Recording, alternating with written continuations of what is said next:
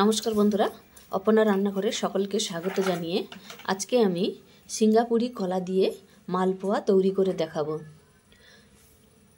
তো আমি এখানে একটা বোল নিয়েছি আর এরকম একটা বাটি নিয়েছি। তো এই বাটির এক বাটি নিয়ে নেব সুজি। এবার ওই একই বাটির দু বাটি নিয়ে নেব ময়দা।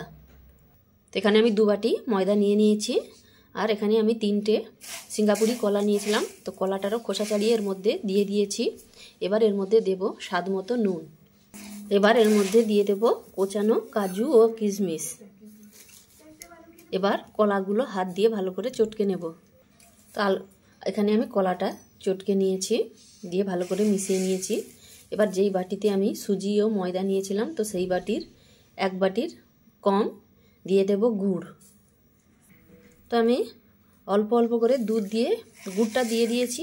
তো এবার অল্প অল্প করে দুধ দিয়ে একটা শক্ত ব্যাটার তৈরি করে নেব। তো আমি তৈরি করে দেখাচ্ছি কেমন তৈরি করছি।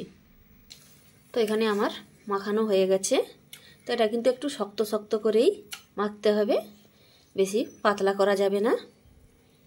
তো এবার এটিকে একটা ঢাকনা দিয়ে ঢাকিয়ে 8 ঘন্টার জন্য রেস্টে রেখে দেব। তো বন্ধুরা, এখানে আমার 8 ঘন্টা হয়ে গেছে। তো এটা রেখে দেওয়াতে যেহেতু এটার মধ্যে সুজি রয়েছে, তো একটা শক্ত হয়ে গেছিলো আর ভীষণ। তো এতে আমি আবার অল্প দুধ দিয়েছি। তো দিয়ে এটাকে আবারও মাখিয়ে নেব। তো বন্ধুরা, তো এখানে আমি আবারও দুধ দিয়ে এটাকে এইভাবে মাখিয়ে নিয়েছি। এবার আমি চলে যাব মালপোয়াগুলো তৈরি করতে।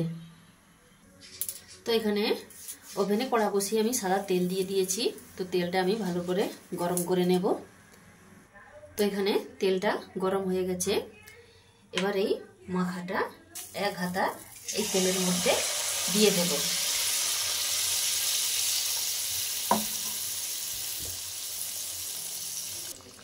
তো দিয়ে এটাকে উল্টে পাল্টে দু পিঠ লাল করে ভেজে নেব। তো এখানে দু পিঠ এইভাবে লাল করে ভেজে নিয়ে এটাকে এবার তুলে নিতে হবে। তো একইভাবে আমি আবারও একটা দিয়ে দিয়েছি। তো এটাকেও ঠিক আগের মতো দু পিঠ উল্টে পাল্টে লাল করে ভেজে নেব। তো এইভাবে আমি সমস্ত মালপোয়া ভেজে নেব। তো বন্ধুরা, এখানে আমার সমস্ত মালপোয়া ভাজা হয়ে গেছে। আর এটিকে আপনারা ডুবো তেলের মধ্যে ভাজবেন, দেখবেন খুব সুন্দর ফুলবে আর খুবই সুন্দর খেতে। এইভাবে একবার বাড়িতে বানিয়ে দেখুন, সকলের খুব ভালো লাগবে। আর কেমন লাগলো আপনাদের তা অবশ্যই কমেন্ট করে জানাবেন।